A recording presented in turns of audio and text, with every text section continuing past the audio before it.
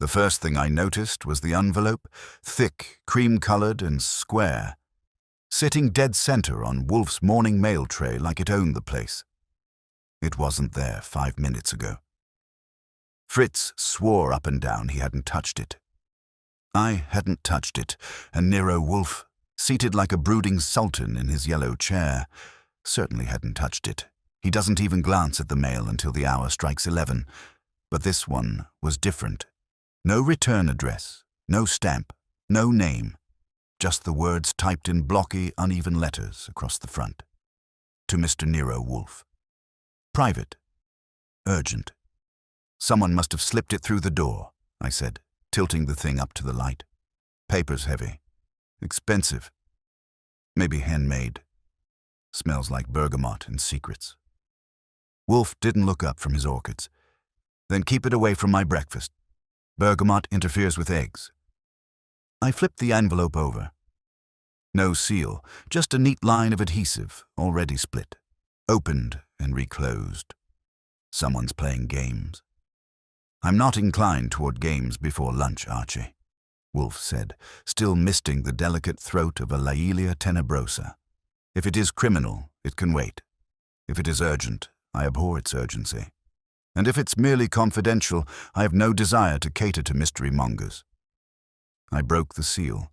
Inside was a single card, white, unlined, typed in the same rough font. The silent partner has broken his promise. Before midnight, one of them will die. It wasn't signed. No names, no details. Just a threat, neat as you please. Wolfe, of course, didn't flinch. I handed it to him anyway, if only because cryptic threats before breakfast beat discussing orchid humidity levels. He took the card with a sigh, read it once, and set it down beside his eggs. There are 3 possibilities, he muttered, eyes narrowed. 1, it is a hoax designed to unsettle me. 2, it is a private matter mistakenly brought to my attention. Or 3, someone intends to do something violent and wishes to confess by way of riddle. Want me to call Kramer? I offered. Phooey, not yet. Wolfe picked up a fork, stabbed his eggs without enthusiasm, then pushed the plate away. That was when I knew he was taking it seriously. Archie, tell me, when did Fritz collect the mail? 7:15. You were upstairs. I was polishing my shoes. No sign of that envelope then. Meaning it arrived between then and now, and not by post. Hand-delivered. Yes. He glanced toward the door. Secure the lock. Then call Mr. Panzer. I want eyes on the street, the stoop, and our disreputable neighbors. Which ones? All of them. As I reached for the phone, the doorbell rang. Wolfe scowled. So soon? I'll get it, I said. Outside stood a woman, tall, thin, immaculately dressed in a navy coat with mother-of-pearl buttons. Her hat was vintage and deliberate. The gloves were lavender. I clocked her age somewhere. Around 40, but with money like that, it's hard to tell. She was clutching a leather portfolio with both hands, knuckles white, and eyes darting over my shoulder like she expected to see a firing squad behind me. Yes? I asked. I have an appointment, she said. With Mr. Wolfe. I left a note. I wasn't sure if he received it. I smiled. He got it. You're the sender. Her eyes narrowed. I am. And I'd rather not repeat myself in the hallway. Fair enough. I led her into the office, where Wolfe was pretending to be absorbed in a copy of World Almanac and Book of Facts. When he saw the lavender gloves, he closed the book with a decisive thump. Your name, madam, he said, not rising. Naomi Wetherell. She sat down without being asked. I liked her already. I'm here about a partnership gone wrong, and the likelihood that someone may die before the day ends. You left no means of reply, Wolfe said. You understand the inconvenience. She smiled grimly. I didn't want a reply, just action. Quiet, quick, and absolute.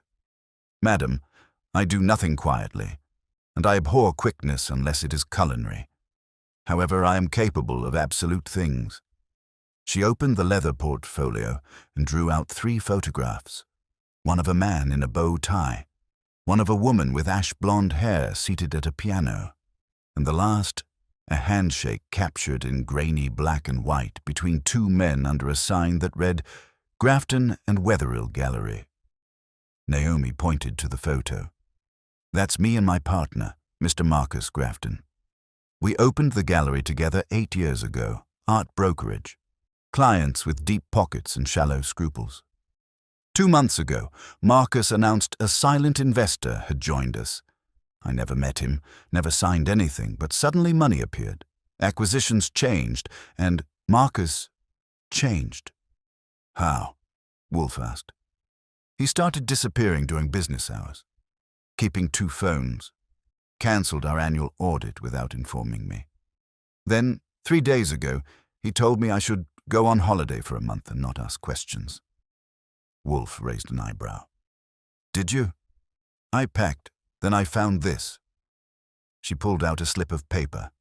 A receipt for a storage unit rented in Marcus Grafton's name, dated last week. I went there, she continued. The key he left me for the gallery worked on the padlock.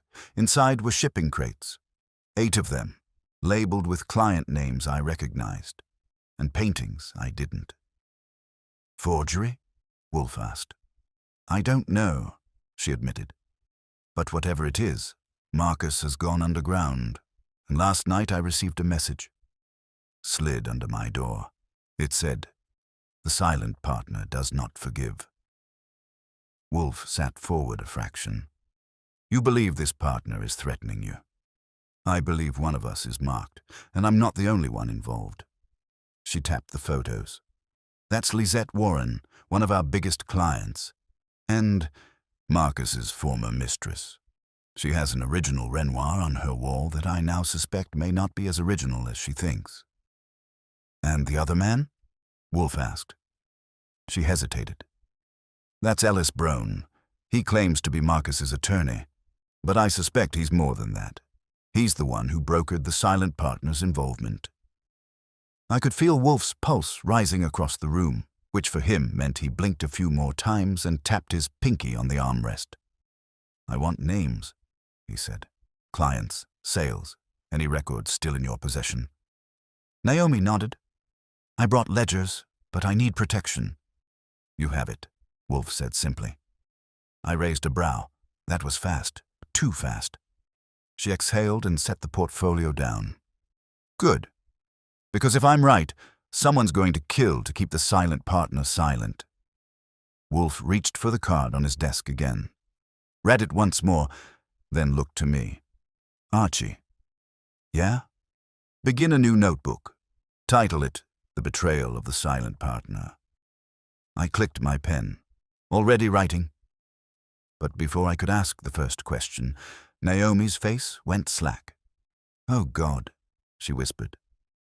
She was staring at the envelope, the cream-colored one. That paper, she said. It's from Marcus's private stationery. No one else ever used it. She stood so fast her chair tipped backward. He knows I came here. And just like that, we had our first move and our first warning. Under Wolfe's instruction, I secured the cream-colored envelope in a paper folder and filed it in the top drawer of the desk marked MISC. Threats.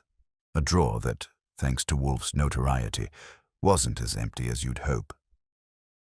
Naomi Wetherill sat stiffly on the red settee like someone waiting for a guillotine to drop, her gloved fingers curled in her lap.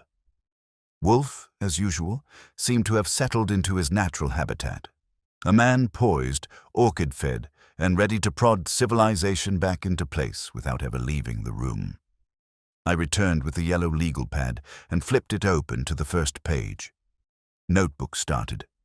Heading, The Betrayal of the Silent Partner. Subtitle, Wherein Someone Lies, Someone Hides, and Someone May Kill. Spare me your poetry, Wolfe muttered. Madame, you will now list every transaction conducted by Grafton and Wetherill over the past 6 months that involved this so-called silent partner. beginning with the earliest anomaly. She reached for the portfolio again, hands trembling just enough to make the leather squeak. I only have part of it. Marcus kept the new accounts separate, digitally logged, password protected. Wolfe made a sound somewhere between a hum and a grunt. "And you did not inquire?" "I tried," she said quickly. "Twice. The first time, the login locked me out. The second time, the entire file vanished. Wiped, as if it had never existed. Marcus claimed it was for client privacy. But I knew better.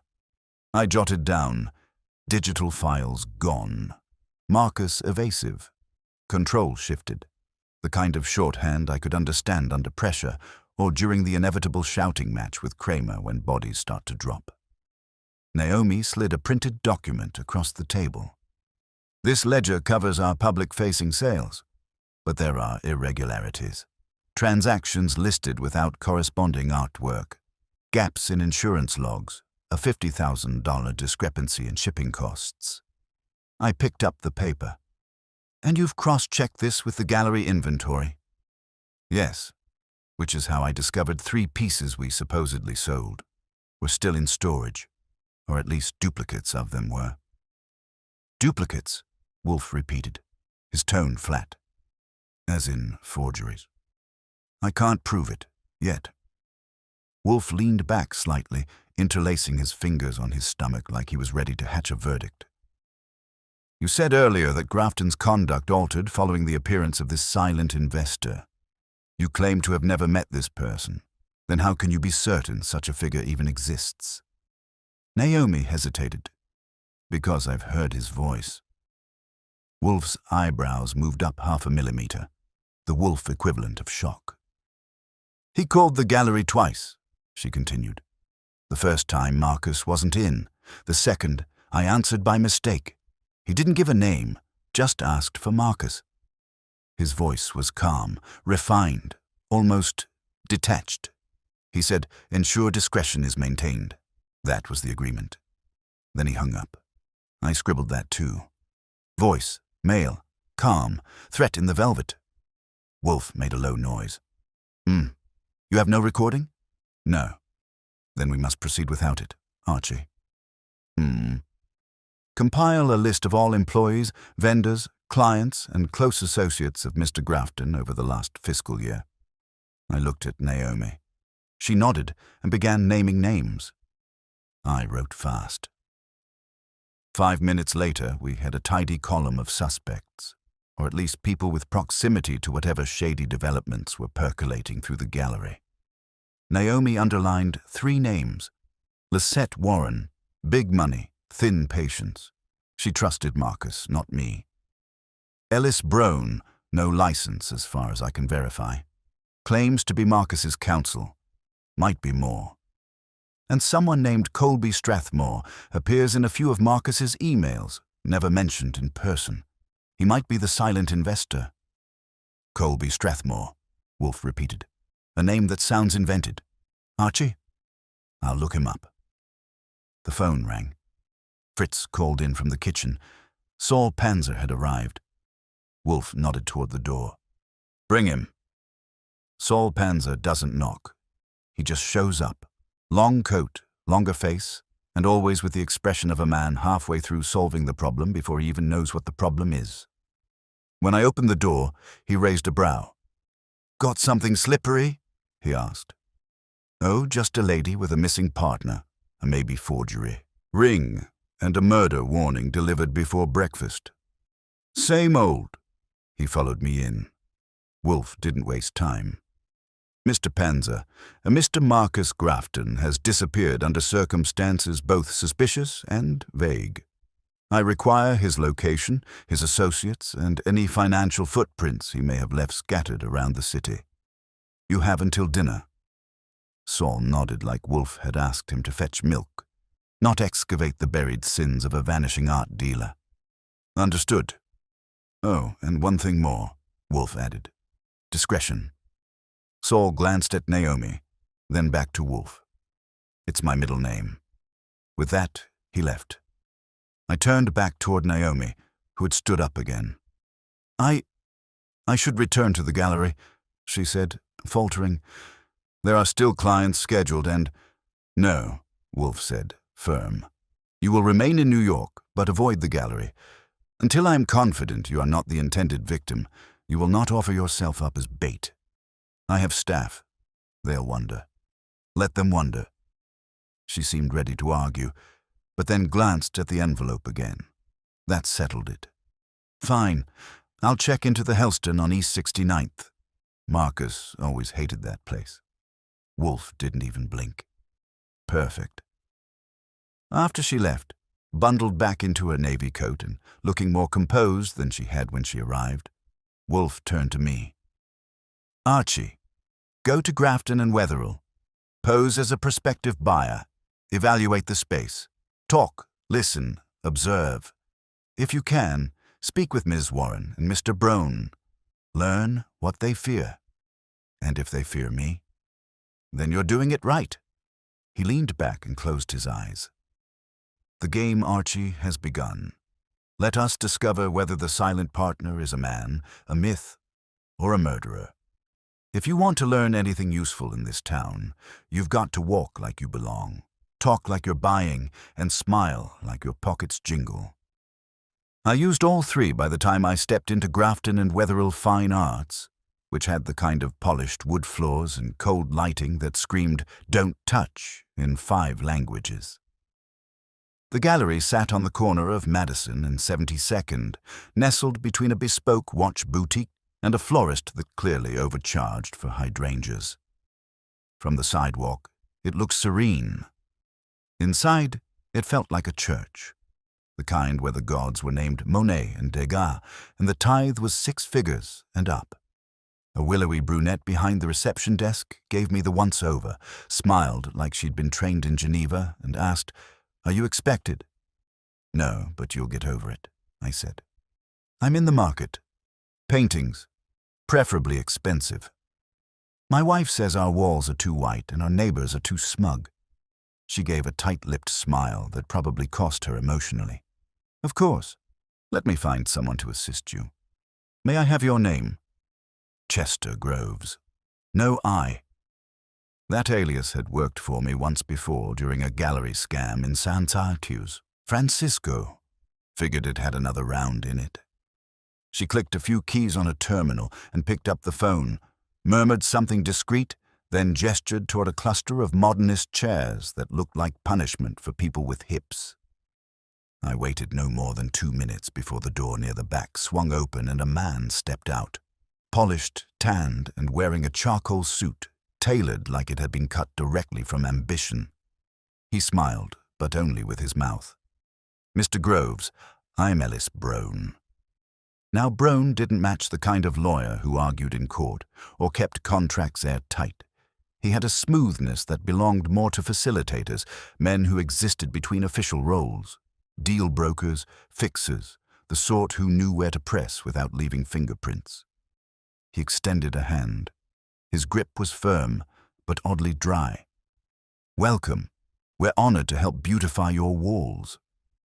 "I like to think of it more as investing in beauty," I said, smiling back.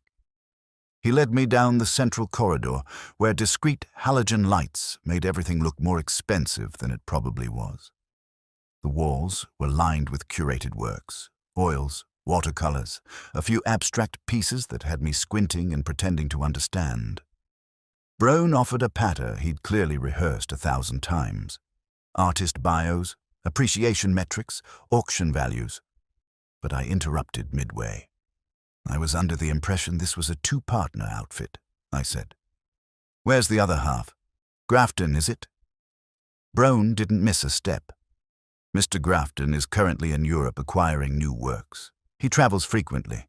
Discretion is part of our ethos." "Discretion I like," I said. "But absence makes me nervous." He smiled coolly.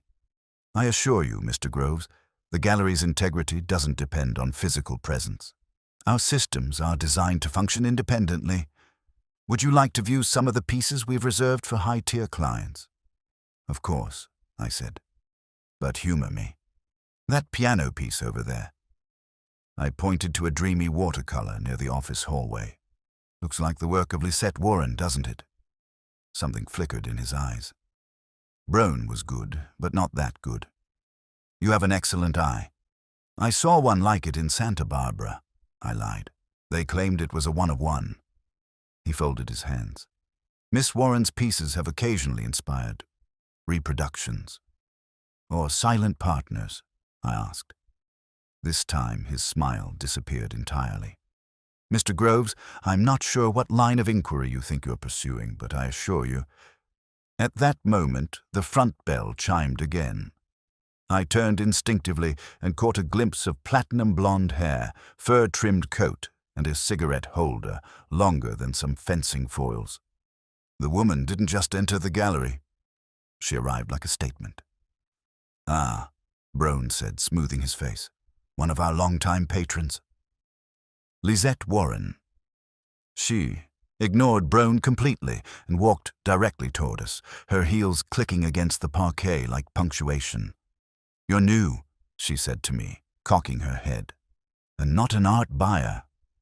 I grinned. Depends who's selling. She turned to Brown. Is Marcus hiding again? Brown shifted slightly. Miss Warren, Mr. Grafton is abroad, as I mentioned last time. Abroad, she scoffed. He's never been further than Montauk. He always hated flying. Said gallery insurance was murder on overseas shipping. He wouldn't vanish without telling me. He left specific instructions. To shut me out? She narrowed her eyes, then turned back to me. He tell you that too? Frankly, I said, I'm beginning to suspect this gallery has more secrets than paintings. That got a laugh out of her. Oh, darling, if only you knew. She pulled a small notepad from her bag, tore off a corner, and scribbled something. Here, she said. If you want the real story, call me tonight. Brown will be busy deleting spreadsheets. She handed me the note, a number, and the words ask about Basel. Then she turned and strutted out, leaving the scent of jasmine and trouble behind her. Brown's face was pure stone. She's dramatic. So I gathered, I said. After a few more minutes of fabricated interest in landscapes and wine-colored abstracts, I excused myself and promised to return with a wire transfer. Brown escorted me out with robotic politeness, but the tension in his jaw said he'd be making a call the moment the door closed behind me. Outside, I lit a cigarette I didn't plan to finish and walked 2 blocks before hailing a cab. I'd seen enough to know Naomi hadn't overplayed her hand. Something rotten had taken root in the gallery's walls, and the smell was starting to reach the street. Back at the brownstone, Wolfe was sitting exactly where I left him, with a plate of cheese Fritz had placed with tweezers and the attitude of a man expecting epiphanies to arrive on crackers. I gave him the rundown. Brown's evasiveness, Lisette's accusations. The phrase, ask about Basel. Wolfe closed his eyes. Basel, the art fair, Swiss origin, premier venue for legal and illicit dealings in art commerce. Miss Warren is more helpful than she knows. Think Grafton's tied to a laundering scheme?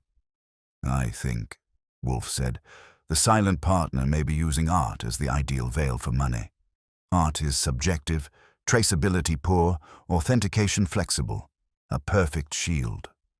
He picked up a cube of Gruyere and popped it into his mouth like it was a revelation. Archie, you will call Miss Warren, tonight. And if she's tipsy? Encourage it. She may speak more freely. I nodded. What about Saul? I expect a report soon. Until then, we let the rope extend. I looked down at my notebook, tapping the corner thoughtfully. Silent partner, forgery ring, digital, vanishings, and a blonde with a grudge. Think the noose is starting to tighten? Wolfe looked mildly satisfied. Not yet, but soon. By the time I called Lisette Warren that evening, the sky over the brownstone had turned the color of chilled pewter, and Fritz was experimenting with a cream sauce that made the entire kitchen smell like Dijon and victory. Wolfe had just finished his second bottle of ale and was chewing a celery stalk like it had offended him personally. He didn't look up when I picked up the phone in the front room, but I knew he was listening with both ears open, and that twisted sense of satisfaction he reserved for situations where art, fraud, and egos collided like icebergs. Lisette answered on the third ring. "If this is Marcus, I'm going to hang up and set fire to something valuable." "It's not Marcus," I said, "though the idea of you torching a Monet has its appeal. This is Archie Goodwin. We met earlier, remember? You gave me a number and a riddle. About Basel." There was a pause. Then the flirt vanished from her voice. "So you're with Wolfe? Guilty? And Wolfe is on this case?" "Neck deep," she exhaled. "Good. That pompous lunatic Brone said Marcus was traveling. But you know as well as I do, Marcus never leaves Manhattan. He gets airsick in a cab. Which begs the question, where is he?" "You won't find him at his usual haunts," she said. "Not if he's hiding, but he's done it before, back when he thought the IRS was sniffing around. He has a place, a sort of retreat, in Cold Spring, an old painter's studio. Technically it's in his cousin's name, but he's used it as a bolt hole before." That was the kind of nugget that made my notebook flutter. "Address?" "I'll text it, but be careful. If Marcus is in that deep, he won't want visitors, and if the silent partner is watching, you might not be the only one looking." "Any guesses who the silent partner might be?" She hesitated. "Once, Marcus got drunk at a collector's dinner and said something stupid, something about taking care of the Albanese debt for good. That was years ago. I figured he meant some big sale, but now I think it was a payoff. Albanese was bad news. Shady dealer, high-profile lawsuit. He vanished 6 years ago, and his name hasn't come up since. What if he never vanished? What if he just changed the name on the door?" I said. "Exactly." I thanked her, pocketed the address when her text came through, and relayed the details to Wolfe, who responded with a scowl and a grunt that meant I wasn't going to bed early. "Cold Spring," he muttered. "Too rustic, too picturesque, entirely unsuitable for murder, which makes it perfect." "Want me to bring Saul?" "No," he said. "You'll go alone. But take the Colt. I have a feeling this place will not be empty."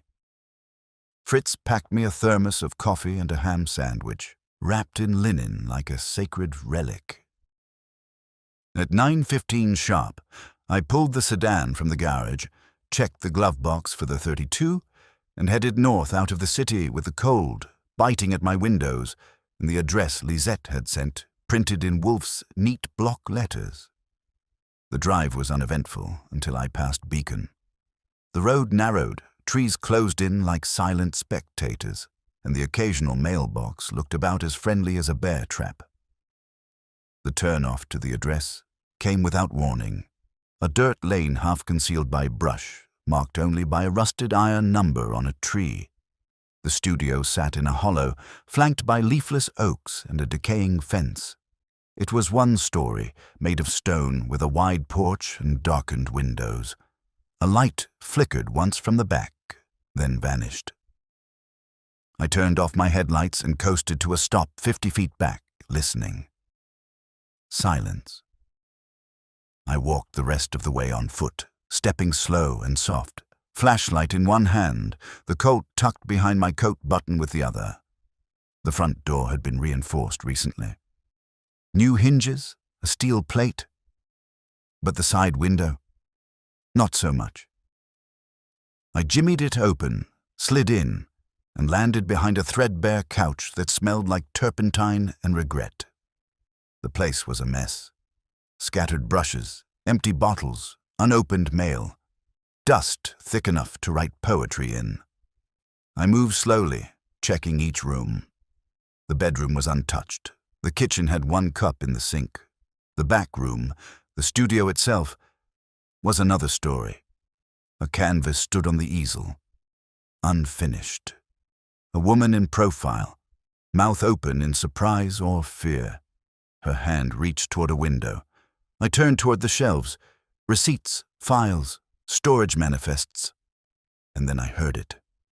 A breath. Not mine. I spun just as the closet door creaked behind me and someone lunged. Short, quick, and silent.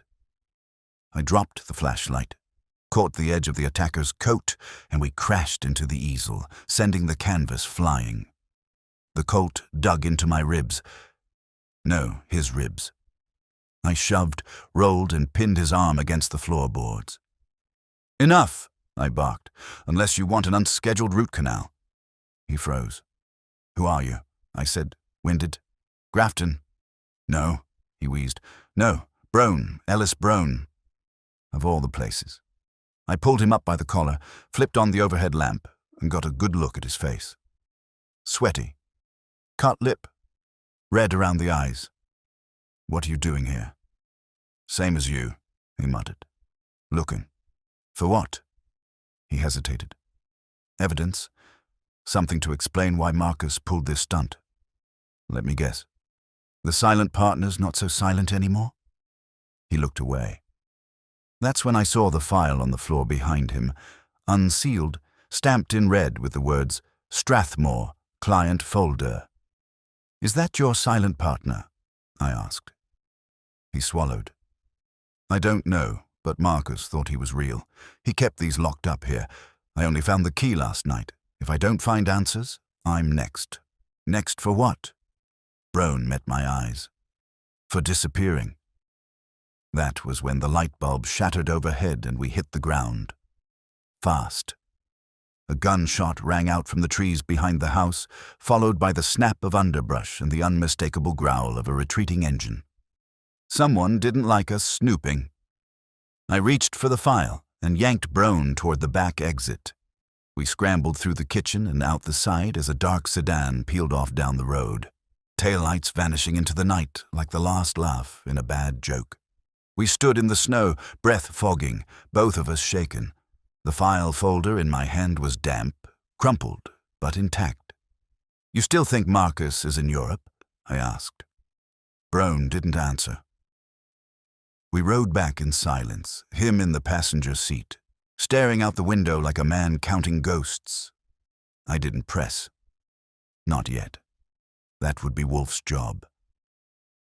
By the time we pulled up to the brownstone, the air had stiffened into the kind of cold that makes your joints ask rude questions. I parked the car at the curb and let the engine idle for a moment, mostly because Brown looked like a man debating whether to jump out or confess a state secret. His fingers were tight around the file folder like it might get yanked away by divine punishment if he let go. I turned to him. "Word of advice? If you're thinking about lying to Wolfe, don't. He doesn't like it, and I don't like cleaning up after it." "I'm not lying," he muttered, not convincingly. "I'm just out of my depth." "Good. Then let's go drown together." Fritz opened the door before I could knock. He had his disapproving but polite face on, which usually meant someone tracked in city grime or tried to adjust the dining schedule. He offered Brown a nod like he was tolerating a distant relative at Christmas and led us to the office, where Wolfe was seated in his yellow chair, looking like a large, suspicious idol halfway through deciding whether the villagers deserved a plague. The fire crackled. The room smelled like brandy and paper. Wolfe didn't rise. "Mr. Brown," he said flatly, "your timing is inconvenient. I was reading a monograph on tulip pigmentation." Brown looked around like he was being asked to disarm a bomb with chopsticks. "I didn't know where else to go." "Bah," Wolfe said, waving a hand. "Spare me the drama." "Archie." I dropped the Colt on the desk, empty, safety on, and placed the file folder beside it. "Found him in Cold Spring," I said. "Not Grafton, Brown, rummaging through a secret studio Marcus had been using. Somebody else didn't like that. We got a bullet through the rafters for our trouble." Wolfe made a sound like he'd bitten into a lemon. "You're unharmed?" Brown nearly got a new part in his hair, but otherwise, yes. The shooter made a quick exit. Wolfe nodded once. "Fritz, brandy." Fritz vanished like a man escaping a sinking boat. Brown finally sat. Not the settee, but the far chair near the globe, as if he instinctively knew he wasn't welcome in the inner orbit. Wolfe leaned forward, hands steepled. "Let us not waste time, Mr. Brown. The envelope Naomi Wetherill received, the one slipped under her door. Did you write it?" Brown looked startled. "No, of course not." "Then who did?" "I don't know. You were in possession of confidential documents. You visited the Cold Spring property without informing your client or partner. You arrived there tonight prepared to search it again. For what? Damaging information, leverage, or were you looking for Marcus?" "I was looking for all of the above." Wolfe raised a brow. "Indeed." The brandy arrived. Brown drank half of his in one go. "I didn't even know about the property until yesterday," he said. "Lisette tipped me off, same as she did Archie. I didn't think she'd spill it to both of us." Wolfe's mouth twitched. Miss Warren has a commendable gift for sowing chaos. Brown exhaled. "There's something bigger going on, and I'm not part of it. I've worked with Marcus for years. He's impulsive, arrogant, but he's not a criminal. He wouldn't vanish unless he was scared." And he was scared. "Of whom?" Wolfe asked. "I don't know. He only ever referred to him as our benefactor. He said the man was invisible for a reason." "Which implies," Wolfe said, "that the threat was not merely reputational, but possibly fatal." Brown nodded slowly. I pulled out the Strathmore file and opened it. Most of it was receipts, shipping documents, and art insurance policies. But near the back, clipped to a customs declaration, was a letter typed on translucent paper with no signature. "Your debt is no longer negotiable. The canvas will arrive on the 18th. Ensure its placement. No names, no failures." I handed it to Wolfe. His lips tightened. "The canvas," he said softly. "Singular, not plural." "One piece," I said. "Maybe a masterpiece. Maybe a forgery." "Or," Wolfe added, "something else entirely." Brown shifted. "What do you mean?" Wolfe looked up. "Art is the perfect delivery system. One crate, carefully marked, slips through ports. The customs forms are truthful. It is indeed a canvas, but what is stretched behind it? Hidden in the frame, who looks?" I felt it hit like a slow burn. "You think they're smuggling something?" "I think," Wolfe said, "that Marcus Grafton was a pawn in a laundering scheme involving more than just forged paintings. And he didn't disappear. He was made to." Brown turned pale. "Made to?" If this Strathmore is the same Albanese Naomi mentioned, then he's not just cleaning money. He's laundering identity, reputation, history. But why keep the gallery open? I asked. Why leave Naomi untouched? Wolfe tapped a finger on the armrest. Because the illusion of normalcy is the final layer of camouflage. So long as the gallery appears to function, no one questions its shadows. Brown stood suddenly. Then we need to shut it down. Wolfe scowled. On the contrary, we let it function. We let the canvas arrive. I blinked. You want the canvas delivered? Yes, because that canvas is the key. If Marcus is alive, it's his last act. If he's dead, it's the trail the killers left behind. Brown swallowed. But that puts Naomi in danger. She is already in danger, Wolfe said simply. Only now she knows it. The phone rang. Fritz answered and handed it to Wolfe. His face sharpened. Mr. Panzer, yes? I see. Yes, thank you. He hung up and looked at us. Grafton's bank account was accessed 3 hours ago. A withdrawal, $5,000, from a Midtown branch. I leaned in. Alive. Possibly, but not safe. Brown stepped back like the floor moved. Then where is he? Soon, Wolfe said. We will find out. But for now, he turned to me. Archie, Tomorrow you will escort Miss Wetherill to the gallery. You will remain with her while the shipment is accepted. Do not interfere. Do not comment. Observe. And if the canvas is more than it seems, then, Wolfe said, folding his hands again, we shall know who is truly silent. The next morning started with Fritz's poached eggs and Wolfe's predictable silence. He didn't speak during breakfast, didn't acknowledge the weather forecast I read aloud from the Times, and barely blinked when I mentioned that the Knicks had blown a double-digit lead, which in Wolfe's personal hierarchy of avoidable catastrophes ranked just beneath overcooked tripe. By 9 o'clock, I had the Colt back in its holster, a clean shirt on, and a car waiting. Naomi met me on the curb outside the Helston Hotel, wearing a wool coat that cost more than most used cars and gloves the color of dry wine. She didn't ask why Wolfe was sending me, or what we were hoping to find in that shipment. She just climbed in and said, "Let's get it over with." Traffic downtown was its usual symphony of horns and frayed nerves, but we made it to Grafton and Wetherill by 10. The gallery looked just as it had the day before, serene, modern, and tight-lipped. Except this time, there was a new detail. A crate, large, square, and nailed shut, sitting like a suspicious birthday present just inside the loading dock. A man in a brown delivery uniform was signing paperwork with the receptionist. He looked too clean to be a dockhand and too twitchy to be relaxed. When Naomi introduced herself, he offered a quick nod and said, "Name's Calloway. You're the recipient?" "Yes," Naomi said, though we weren't expecting a delivery. "It's marked priority. Came from a bonded warehouse in Basel." He handed her a clipboard. "All fees prepaid. Final destination listed as this gallery." It was sealed at point of origin. "And the sender?" I asked. He shrugged. "Confidential. Some European foundation. They said the piece was part of a pre-arranged exhibit. No customs flags." Naomi signed. I made a note of the crate dimensions. 4 feet by 5. Pine, reinforced at the corners. Whatever was inside wasn't meant to be handled delicately.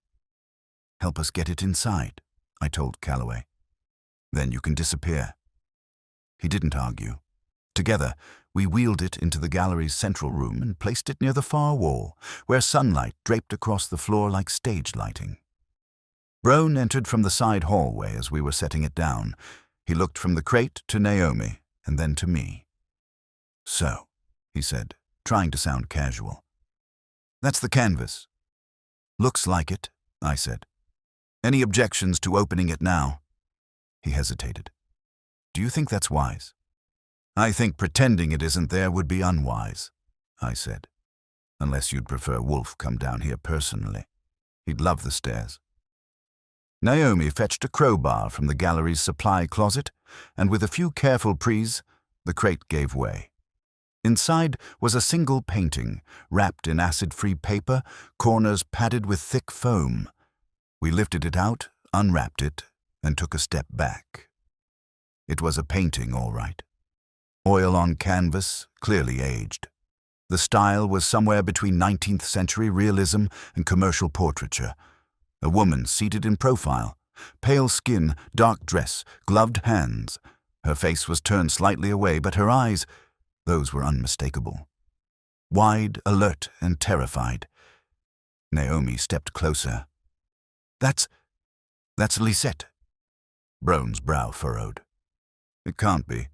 This looks like it's over 100 years old." "Look at the hands," Naomi said. "That ring, it's the one she wears every day. The serpent band, and the brooch. That's from a gallery event 3 months ago." I moved closer. The signature at the bottom was indistinct, smudged, maybe on purpose. But there was no question. The subject was Lisette Warren, and whoever painted her had captured not just her likeness, but something else. Something eerie and deliberate. The tension in her posture, the way her mouth was held slightly open, like she'd just been interrupted. "She didn't pose for this," Naomi said, her voice low. "She would have mentioned it. She doesn't sit still for anyone." Brown moved around the side and tapped the frame. It's heavy. Maybe Wolfe was right. Maybe it's what's behind the canvas that matters. Not yet, I said. Wolfe wants it left untouched for now, but we document everything. Naomi, do you have a camera? Upstairs, she said. In the office. Get it. And while you're there, check for any messages. If someone sent this, they may be waiting for a reaction. She left. Brown and I stayed with the painting. He circled it once, then stopped and squinted. There's something wrong with the background, he said. I moved beside him. Behind Lisette, the painter had created the impression of a room. Blurred wallpaper, a faintly suggested window, but there, in the corner, was a detail I hadn't caught. A mirror. And in that mirror, small, almost lost in the brush strokes, was a figure. Just a shape, really. But tall, shadowed, and holding what looked suspiciously like a camera. Brown stared at it. That's deliberate? Yeah, I said. And recent. Footsteps sounded above. Naomi returned with the camera. We took photos from every angle, wide shots, close-ups, the mirror detail, the corners of the frame. Then I called Wolfe. He answered on the first ring. Well? It's a portrait, I said. Lisette, painted without her consent, but from life. Or from a photo. Someone sending a message. To whom? Wolfe asked. Could be to Marcus. Could be to all of us. There's more. In the background there's a figure, holding a camera, reflected in a mirror. Indeed. Then we are not merely dealing with smuggling, Wolfe said. We are dealing with leverage. Visual, psychological, perhaps legal. You must bring the painting here. Now? Yes. Take Brown. Leave Naomi there with Fritz's revolver. I will have Saul relieve her within the hour. Brown nodded when I relayed the plan. We packed the painting in the back of the car, padded it with blankets from the trunk, and drove back to the brownstone. It was a quiet ride. Brown didn't speak. Neither did I. We were both thinking the same thing. If someone had painted Lisette, from life or from stolen footage, it meant they had access. It meant someone was watching, and it meant we weren't circling around the mystery anymore. We were in it. By the time we reached the brownstone and carried the painting into Wolfe's office, the snow had started again, dusting the pavement like powder on a crime scene. Fritz opened the door, eyes flicking to the painting but saying nothing.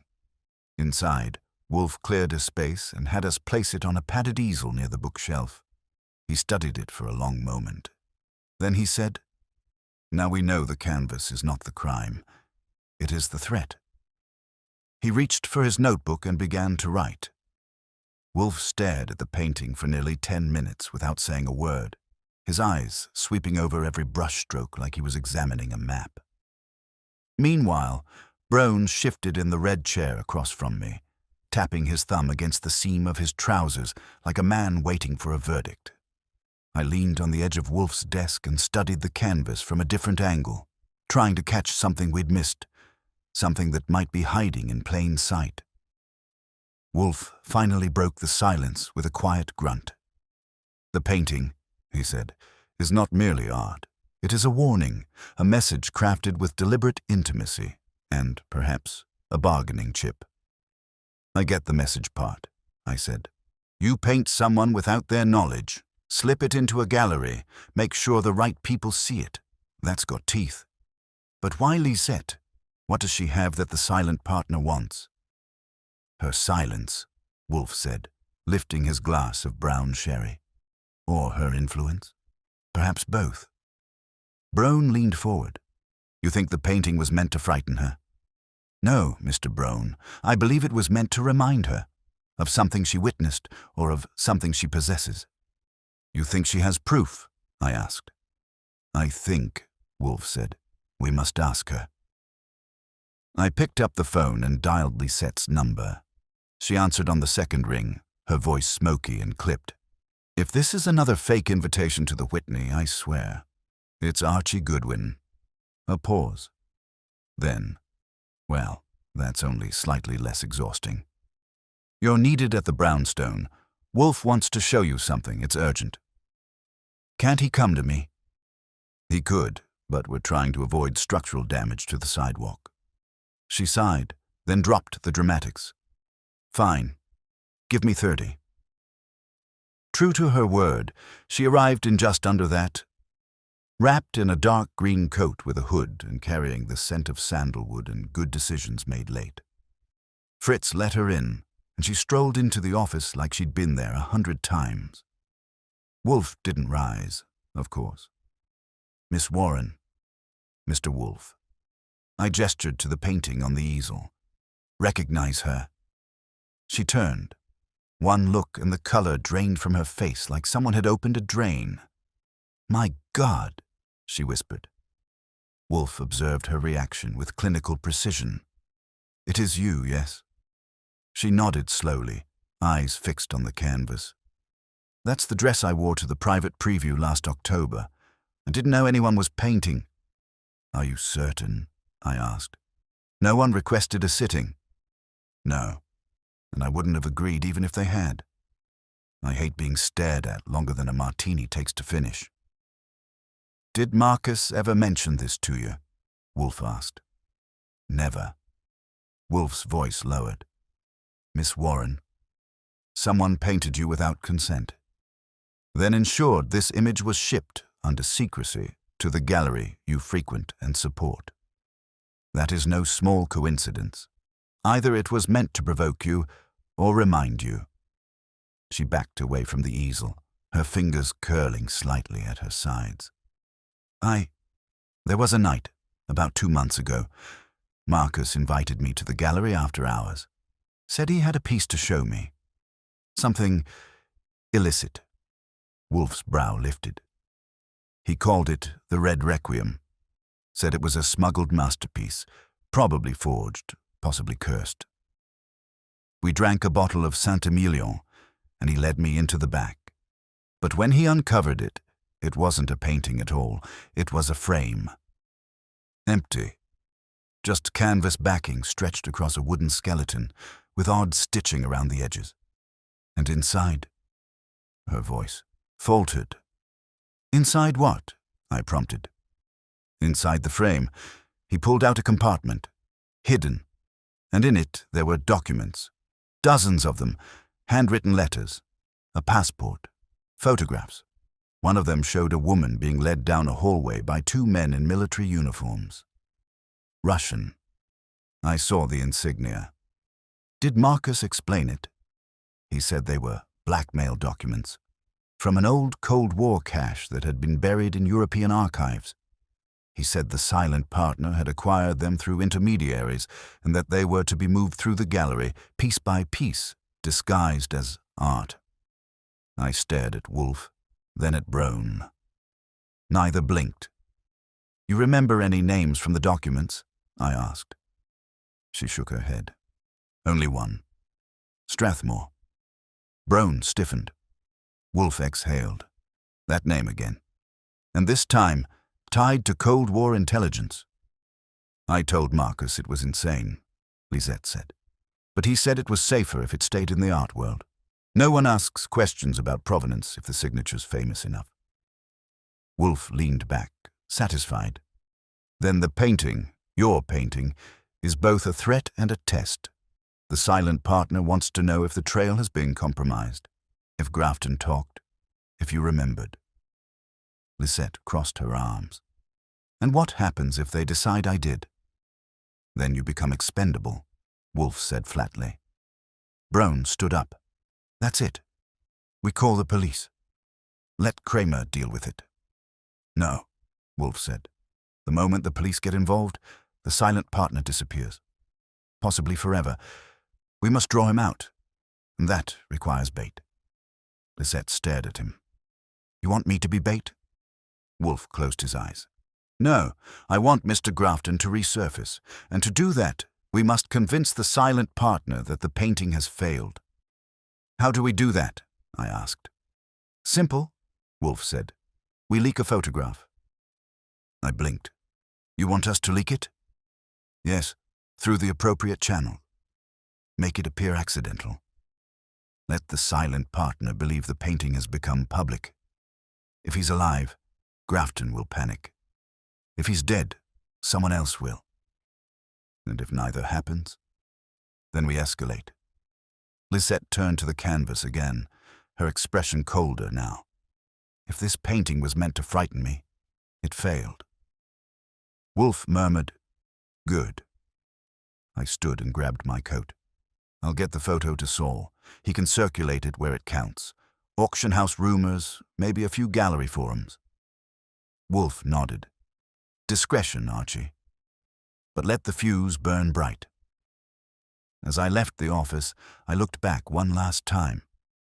The painting was still there, still watching. And behind the brush strokes, I could feel it. Someone was watching back.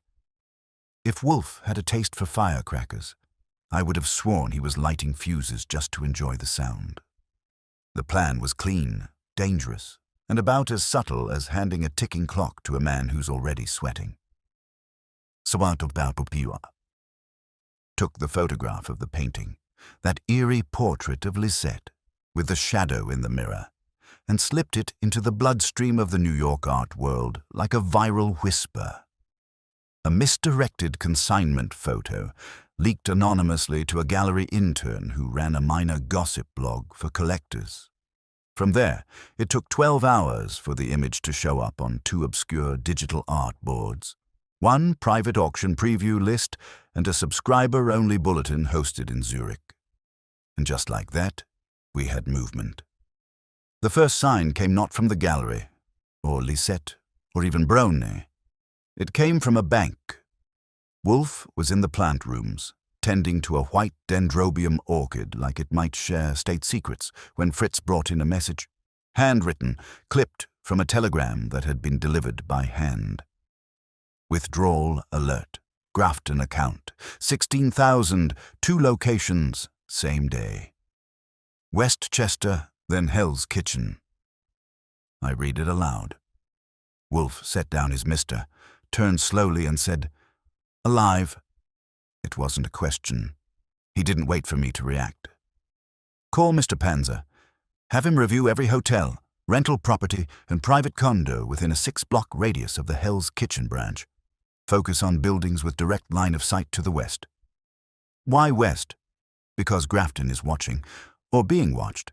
Either way, he wants escape routes. That neighborhood offers fewer questions and plenty of alleys. I called Saul. By that evening, he had a short list, 5 addresses with shell companies, short-term rentals, and more cameras than mailboxes. We eliminated 3 based on timing. That left 2. The first was a top-floor unit in a converted bakery building. No activity for weeks. The second, a windowless brick structure across from a shuttered jazz club, was trickier. No listed tenant, no leasing record, and a light in the back room. Saul sat on it for 2 hours before calling in. "Someone's inside," he said. Keeps pacing. Curtains don't quite close. Got a glimpse through the gap. Could be Grafton. "Could be?" I asked. "About 5'11", brown hair, favoring his left leg. Smoking like he's practicing for a contest." I relayed it to Wolfe, who pressed his fingers together and murmured, "That's him. He twisted that leg years ago, slipping off a loading dock." "How do you want to handle it?" I asked. "Archie, tonight you will knock. If he answers, bring him here. If he flees, follow. If he's dead, don't say it." Wolfe didn't blink. "Then we will know who isn't." I found the building around 10:15. No sign of police, no other shadows waiting, though Saul was parked 2 doors down, reading a paperback and not making eye contact. The buzzer was broken, so I knocked. Once, twice. On the 3rd try, there was a shuffle from inside. Something heavy dragged against the floor, then silence. I knocked again. Finally, the door opened.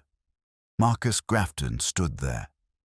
Hair, thinner, eyes bloodshot, stubble growing like guilt on his chin.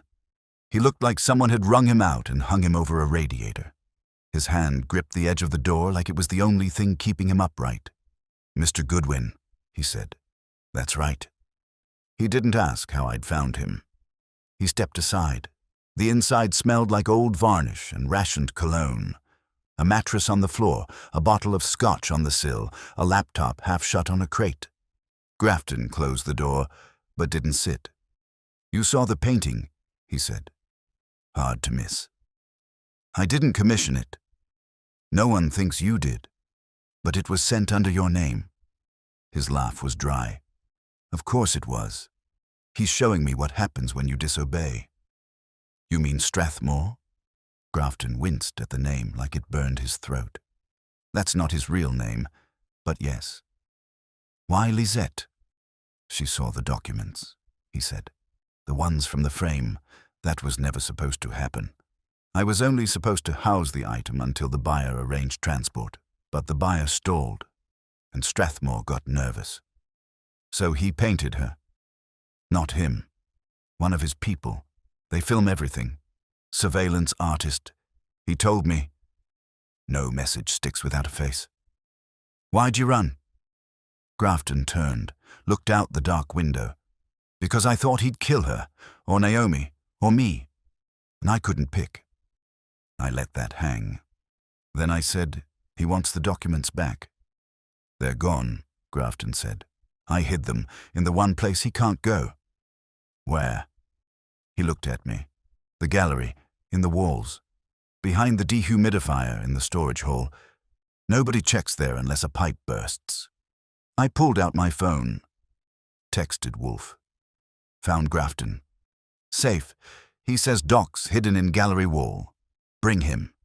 "You're coming with me," I told him. "Wolfe wants to hear it directly." "I'm not sure he'll believe me." "Oh, he will. He'll also roast you alive if you stall." Grafton grabbed his coat, paused at the door. "You think I can walk out of here?" "I think if you don't, the next painting won't be a portrait." He didn't ask who of.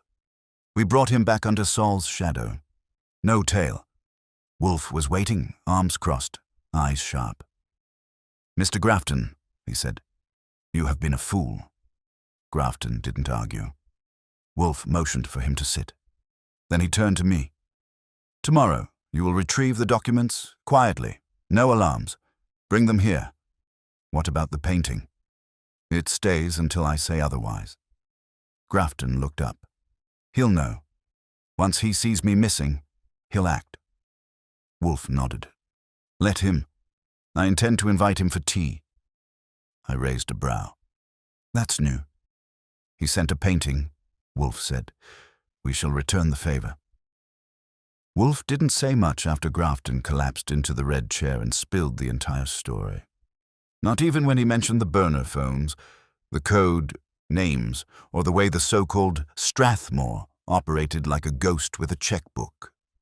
Instead, Wolfe sat very still, his fingers steepled under his chin, watching Grafton as though gauging how far the man could fall before breaking completely.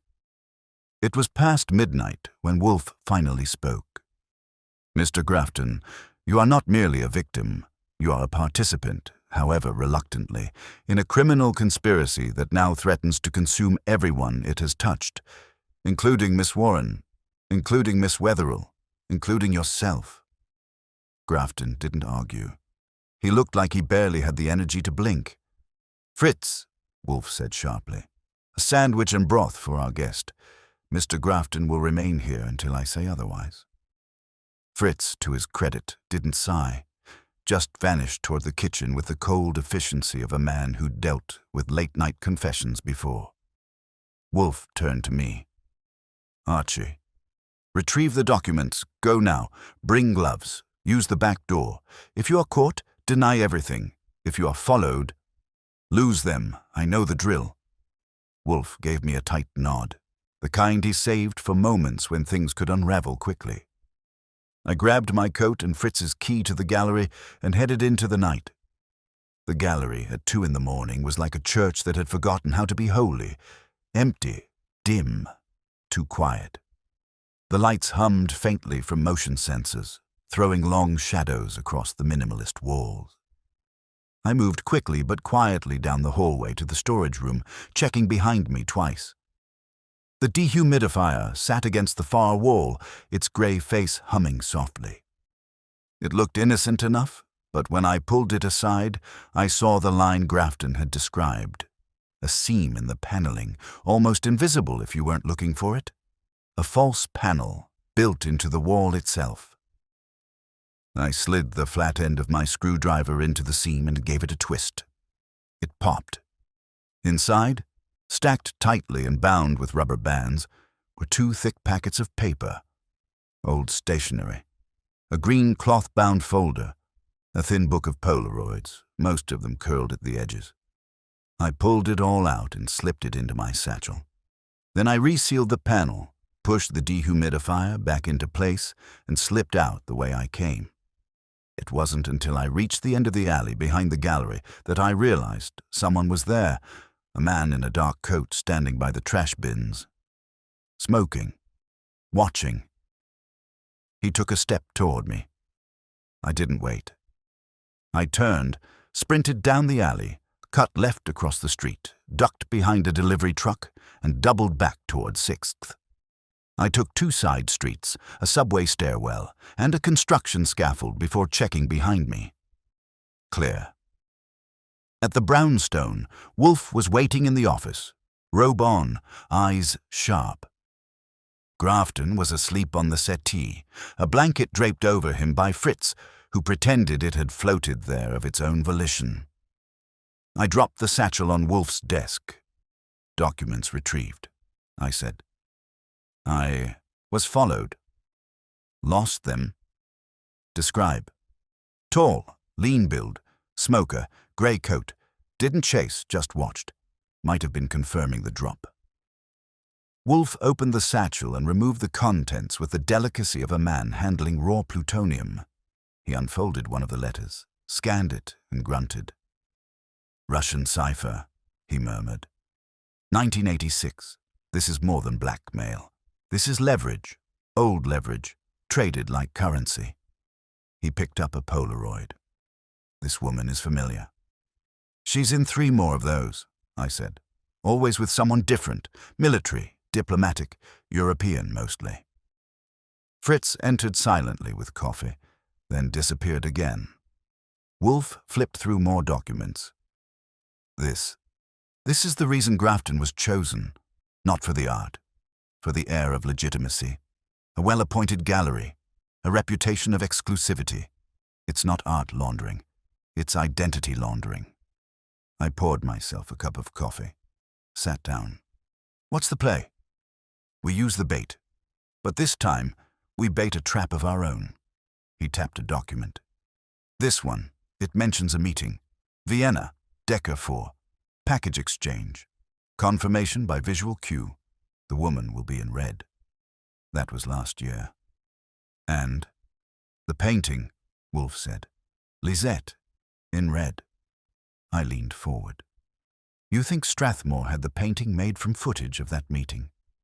No, Wolfe said.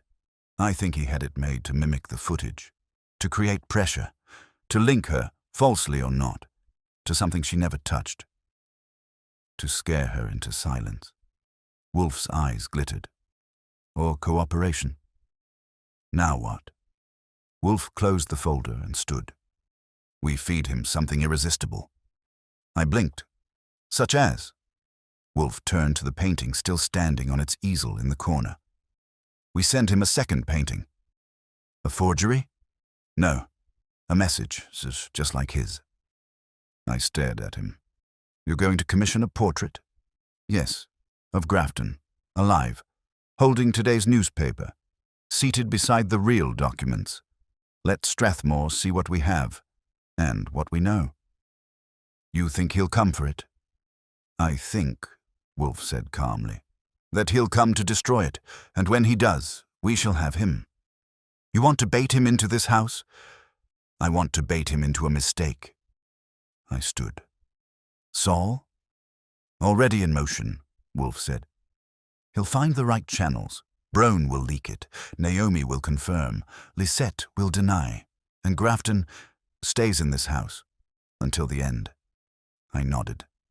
Outside, snow had started falling again. Light, soft, the kind of snow that silences everything. Wolfe watched it for a moment, then said, "Archie, call Mr. Kramer." "And tell him what?" "That I'm about to serve him a man no one's ever seen, for crimes no one will speak of, using evidence no one understands." "And if he laughs?" Wolfe turned back to his chair. "Then he'll laugh in this room, with his notebook open." Kramer didn't laugh. He didn't even grunt. He stood in the brownstone office, hat in hand, trench coat steaming faintly from the snow outside, staring at the forged painting Wolfe had commissioned, a remarkably eerie portrait of Marcus Grafton seated beside a stack of the real documents, today's Gazette folded in his lap, and a brass clock reading 8:12 behind him. The same time, Wolfe had pointed out that Grafton had signed a statement of testimony upstairs, witnessed by Saul Panzer and notarized by a man Wolfe had yanked from a chess game in the village. "It's good," Kramer muttered. "Too good. I don't like it." "Art rarely aims to comfort," Wolfe said, not looking up from his chair. "But this one serves a purpose. You're telling me this phantom, this Strathmore, he'll take the bait?" "Yes." "And come here?" "Likely. He's losing control. We must give him a target he can't ignore." Kramer snorted. "And what happens when he brings a gun instead of a calling card?" Wolfe finally looked up. "Then I shall expect you to earn your salary." That got a twitch from the corner of Kramer's mouth, which, in his world, was practically a standing ovation. He turned to me. "Your part in this?" "I'll be in the front room, unarmed. Door slightly ajar. Looking careless." "You're never careless." "Exactly." He rubbed a hand down his jaw. "And Saul?" "Roof, with binoculars." "Fritz?" "Kitchen. Carving knives polished and polished again." Kramer grunted. "You're all lunatics." But he stayed. The forged painting was left on display in the front parlor, propped beside the fireplace, just visible through the slit in the drapes. Saul had confirmed earlier that the surveillance ring had eyes on the brownstone, probably a long lens from the building across 35th. Wolfe insisted we keep everything ordinary. No police cruisers, no sudden movement, just the scent of bait. It was 5:40 p.m. when the first sign came. Saul's voice, low over the rooftop radio. "Black sedan, parked opposite, 2 doors down, man in passenger seat using scope." "License?" I asked. "Already copied. Plates are fake." Wolfe didn't react. Just told Fritz to light the fire and asked me to pour 2 glasses of sherry. One for me, one for Grafton, who was pacing upstairs like a man awaiting a firing squad. By 6:10 the doorbell rang. I answered it. He was taller than I expected. Early 50s, close-cropped white hair, dark coat with a collar that looked like it came from an old MI6 wardrobe. His eyes were flat, gray, and too calm. He didn't smile. "Mr. Wolfe," he said. "Wishes to see me?" I stepped aside. He entered without removing his coat. Fritz took it anyway, gently, as if disarming a mine. Kramer had already taken his place in the shadow of the archway between rooms, half hidden. Wolfe sat waiting, hands resting lightly on the arms of his chair, like a magistrate presiding over a courtroom that hadn't yet realized the trial had started. "Mr. Strathmore," Wolfe said. The man inclined his head, neither denying nor confirming. "You've seen the image, yes?" "I have." "And it troubles you?" "No." Wolfe smiled. "Then I've misjudged you. You're not the strategist I assumed." Strathmore's mouth curved faintly, the edge of something sharp beneath it. "You think you have leverage. I know I do." "You have papers," Strathmore said. "Old ones. Irrelevant now." "Then why come?" Strathmore didn't answer. Wolfe gestured toward the painting. "You intended the portrait of Miss Warren as a warning. You sent it to trigger panic, to see who would move, who would speak. You thought Mr. Grafton had failed you. You thought perhaps Miss Warren had breached your firewall, and perhaps you were right. Still no answer. But now, Wolfe continued, you've seen our portrait, and you realize you've miscalculated. Mr. Grafton is not missing. He is here, and he has spoken. The documents are here, and they are not irrelevant. Strathmore's hands didn't move, but his posture shifted, ever so slightly. A shoulder lowered, a heel planted. I'm offering you a resolution, Wolfe said. Turn, leave, disappear. You will never be named. The documents will go where they must. No painting, no trial. But your name remains unspoken. Kramer bristled. Wolfe? Wolfe held up a hand. Or, he said, looking at Strathmore now, you can try to take it all back, tonight, here, and watch it crumble. Strathmore's face was still. Then he smiled. Very well, he said. I'll leave. He turned. But the second he reached for the coat on the rack, Saul appeared in the doorway, gun drawn. Don't, Saul said, because in the coat, tucked inside, was a silenced pistol. Strathmore froze. I told you, Wolfe said softly. No theatrics. Kramer stepped forward then, badge out, voice like gravel on ice. Victor Albanese, he said. You're under arrest for conspiracy to commit interstate fraud, possession of foreign intelligence material, and about 12 other things we'll get to in a moment. The man didn't struggle, didn't blink.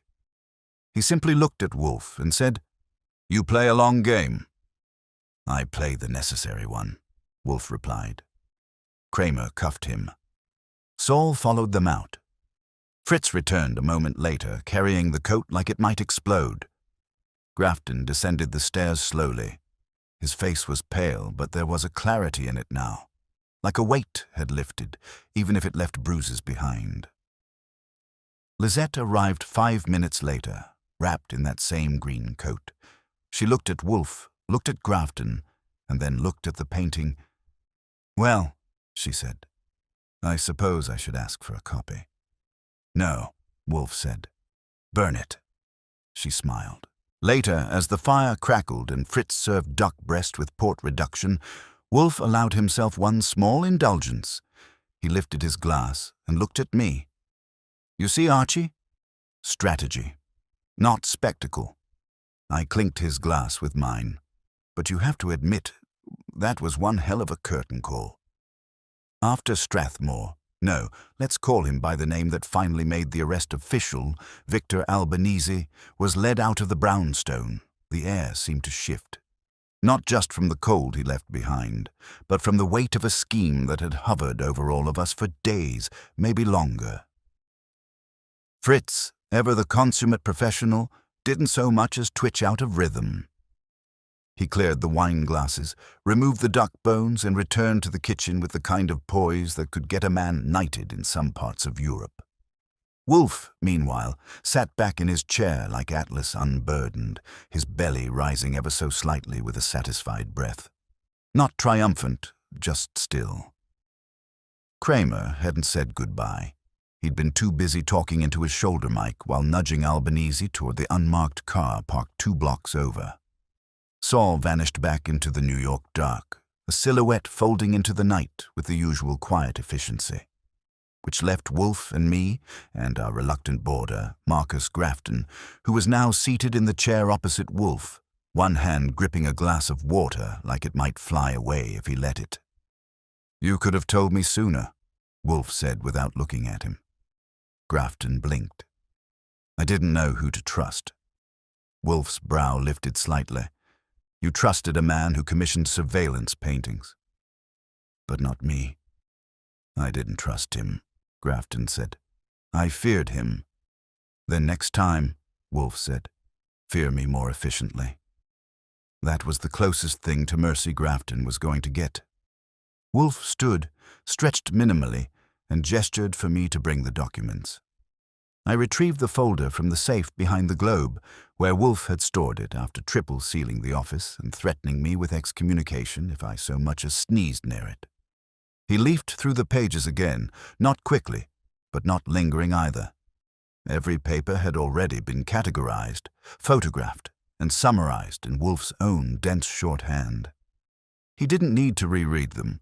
He just liked the feel of certainty in his hands. "They'll go to Kramer?" I asked. "In time," Wolfe said.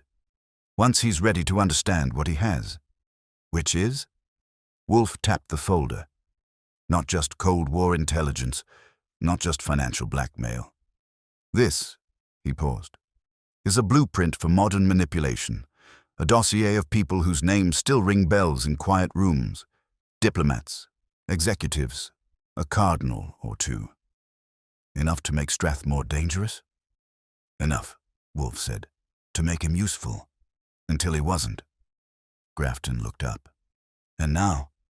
"Now," Wolfe said, "he's an embarrassment to someone who will try to unmake him from a distance." Grafton paled. "They'll come after me, won't they?"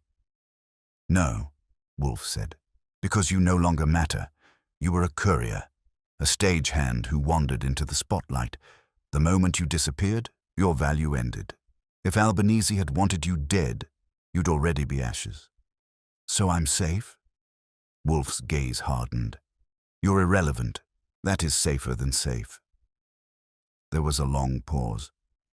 Then Grafton stood and offered Wolfe a nod that was halfway between respect and resignation. "Then I suppose I'll vanish again." "No," Wolfe said sharply. "You will return to your gallery. You will run it honestly. You will leave the walls intact and the back rooms empty. But," Wolfe held up a hand, "that is the price of your continued existence. If you want to run, do it with your reputation, not your legs." Grafton nodded again, more obediently this time. "Understood." Fritz escorted him out with a coat and a polite nod. Wolfe slumped back into his chair, more relaxed now. His eyes drifted to the fireplace where the Lisette portrait still stood. I followed his gaze. Something about it had changed. Maybe the light, maybe just our perception. The terror in her eyes now looked like defiance. The shadow in the mirror less like a threat, more like a curiosity. Wolfe had planned to burn it. I wasn't so sure anymore. He picked up his beer, now warm and half finished, and sipped it anyway. "You're unusually still," I said. "I'm thinking," he muttered. "And digesting. A rare combination." He glanced at me. "You disapprove?" "I'm just not used to you getting quiet after a win." Wolfe's eyes narrowed. It was not a win. It was a reprieve. The man is in custody. But his network, his files, his allies, they'll scatter, I said. "No, they'll absorb the loss." And continue. He looked at the fire, not blinking. "We have severed a limb, not killed the beast." There it was. The Wolfe I knew. No triumph, just accurate cynicism. "So what now?" I asked. He considered. "We wait. We read. We resume our lives." "That's it," he sighed. "For now." We were quiet for a bit. The fire cracked, the house settled, and outside the snow thinned into a fine mist. Finally, Wolfe spoke again. "I suspect Miss Warren will visit tomorrow. Will she get her painting back?" "No," he said. "She'll ask for it. I'll say no. She'll pretend to be furious, then return with pastries next week." I grinned. "She'll offer you something with almond cream. You'll say it's too sweet. Then eat 2. 3, he corrected. And there it was. Balance. Restored. The next morning, the newspaper headlines didn't say anything about Strathmore. Not a word about Grafton. Not a peep about a forged portrait or Cold War documents or a man in a grey coat arrested on charges too complicated to print. Just a tiny blurb buried on page 17 about an unnamed individual in federal custody, suspected of international financial misconduct. That was all, exactly as Wolfe had predicted. I brought him the paper with his breakfast: eggs, soft-boiled, bread, rye, coffee, strong. He read the blurb, grunted. "Fritz," he called, More mustard and fewer euphemisms. Later that day, I moved the Lisette portrait to the basement. Wolfe didn't order me to. He just looked at it too long, then away. I left the easel empty, and for the first time in weeks, the brownstone felt quiet again, until the next knock.